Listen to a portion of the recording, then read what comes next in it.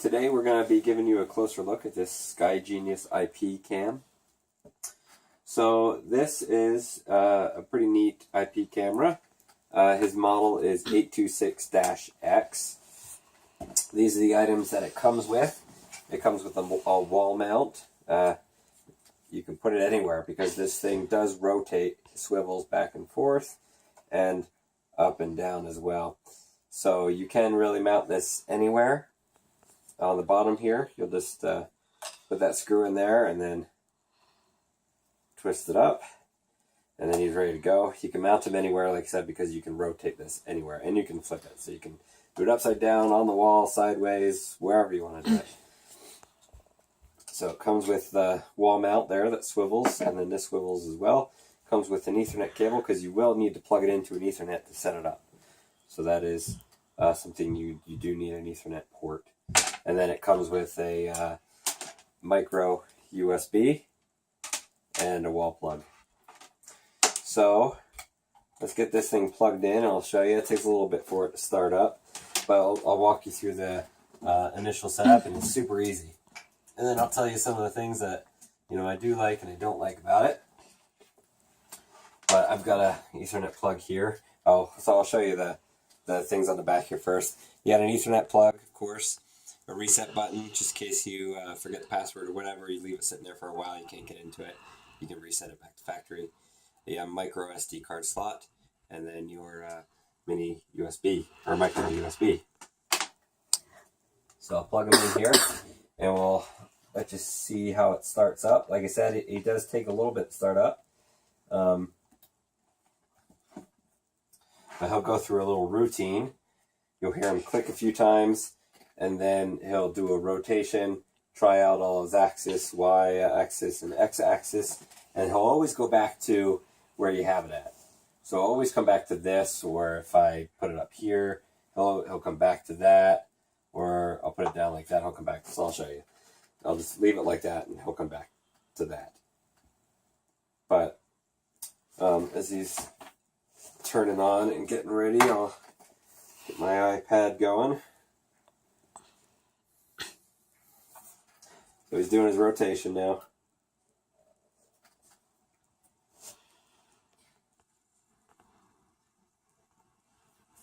And as you can see, it comes right back to where it was. So if you do lose power to this guy, a power surge, or you lose power at night or whatever, and he comes back on, turns back on, he'll always have, or always come back to where it used to be, which is nice. Also, he does have Wi-Fi as well.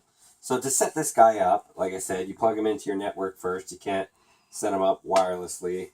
So it comes with the Ethernet, just in case you don't need it, but you need to plug it into your router or something like that. Then you'll go to your iPad or Android device. You'll download the MIPC app, which is on the App Store and the Google Play Store. You'll start him up. I already have it here, but you'll hit the plus button. You'll scan a QR code, which is nice and easy. And the QR code is right on the bottom. So you just scan that QR code. I already did that, so I won't do it again. But you'll just scan that guy. It'll come up with all the information. It'll have you change the password to it right away. And then you'll be able to access your device. You just click on it to show your device right there. And now to show you how to move the device around, you just do it with a swipe your finger. So you just swipe, and as you can see, it's moving.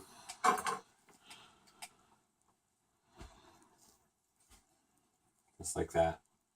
And he does do 1080p, but to show you, there will be a lag on 1080p. So it is a very good picture, though, as you can see, but there's lag. So as you can see, my video is going. So if you don't mind the lag, then you're going to get a really good quality picture out of it. But if you do mind the lag, you want real time, standard is still a pretty good picture. And as you can see, that is pretty spot on. And if you need more room for putting on your SD card those videos and stuff, you can do smooth, which probably brings it down to 640 by 480. It's pretty blurry, not the best quality picture in the world. But I think standard's pretty good. Standard is a good quality. and it's live. There's no delay or anything like that. This will do night and daytime, so I'll show you really quick here. Let's see if I can put that up there. So that no, it's kind of hard to do. Anyway, I'll flip the light really quick, and then you can see how quick that it comes on pretty quick with the night vision. And doors open, so shut the door. It is pretty pitch black in here right now, but you can pretty much see the whole room. Not the biggest CMOS, but like I said, it can pretty much see the whole room in pitch black, this little guy. So it's not bad, and he's fast to switch back and forth to day and night mode, which is pretty cool. So some other cool features of this guy, he rotates back and forth. He also has a speaker and a microphone, so you can talk through it and you can hear what's going on through it. So it's gonna throw some feedback, but I'll turn the microphone on. And as you can see, I can hear it through my iPad, our conversation that we're having. It's not the best quality, but there is a little mic in there so you can hear the things. It's not going to be clear as day.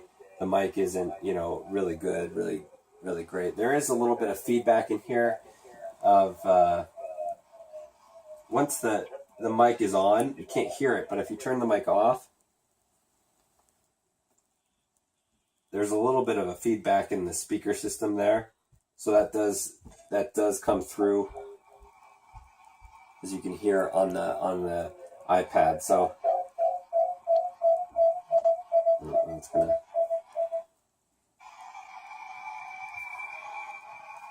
So that's dead quiet. So you can, obviously there's a little bit of feedback there, but there is the mic as well, and this is gonna do some feedback here. Hello?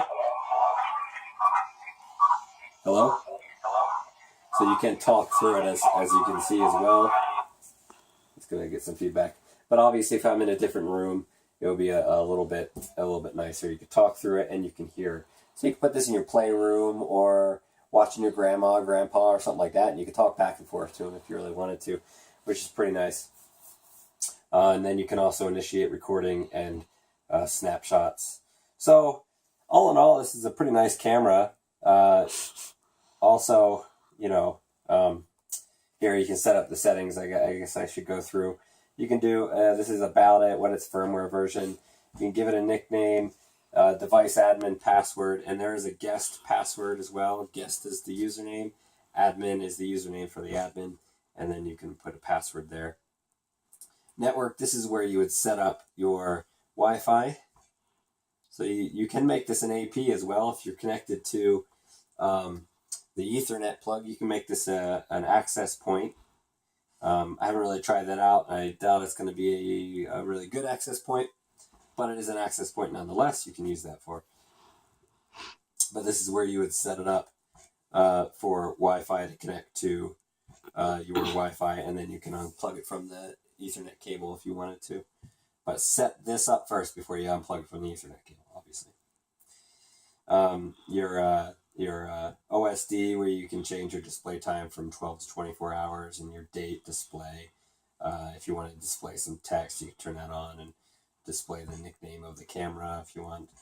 And then display the day or not. SD card, which I don't have one in there, but you can format it or you can disable it if you really want to. If this is going to be like an outside camera, you don't want somebody to plug in the USB. And I would highly recommend this not be an outside camera. There's too much access you can get to it, so not the best. I would say indoor only, but you could use it for an outdoor if you wanted to. Storage device. I thought this would be like a network storage device, but I think it's a storage device that maybe you could buy from the company, because you can't really input anything in here other than scan the barcode. So it's got to be something that you buy from the company as well. You can do motion detection and alarms, which is pretty cool. So you can have it record or snap or an alarm for you on the app if it detects anything that you want. You can schedule the alerting when you want to get those alerts. So if you don't want to be bothered at night, and turn off the nighttime begin and end time, your days and everything like that. You can make all your schedules here. That way you won't get bothered when you don't want to be bothered, right? And schedule recording when you want to just have it record at a specific time and just continually record for that time period. Your day and time, so you can sync it with the time on your iPad or wherever to the camera. And then here's some system settings. When I first plugged it in, I didn't have an update, which is kind of nice, so you know that they are updating the device. And it was quick and easy. I just hit the update, and it updated it and rebooted it. So it was done within 2-3 minutes, which is pretty nice. And here's some others. And this is kind of nice as well. You got your speaker and your mic, and you can flip it. Flip the screen if it's upside down. You can flip it so that it's right side up again. But it's really simple to set up. So a few things I don't like about it. Where were the days where you could just hook up a camera and it comes with an IP address and you plug it into your computer and you can set it up on a web-based interface? That's gone with a lot of these devices now. So every one of these devices has its own application where you have to configure it like this, which kind of stinks because most of the time you don't buy the same camera all the time. You buy whatever's on sale most of the time, or the cheapest one. So unfortunately you have to have a different app for every camera that you're using, which kind of stinks. I'm sure there's applications out there where you can search and maybe put different types of cameras in one application, but I really haven't been able to find that yet. I know there's ones out there, but the ones that I tried the other day, I couldn't really get him in there. So you have to use this app to get this camera to work. I have another camera upstairs that has a different application, and then I have other cameras outside my house that has another different application. So it kind of stinks that way, but that's what happens. That's the way it's going nowadays. I wish it was the web application. Anyway, this application as well, if you've got a bunch of video or webcams on here, the outside view or the little view only does snapshots. As you can see, I'm moving, and this thing is not.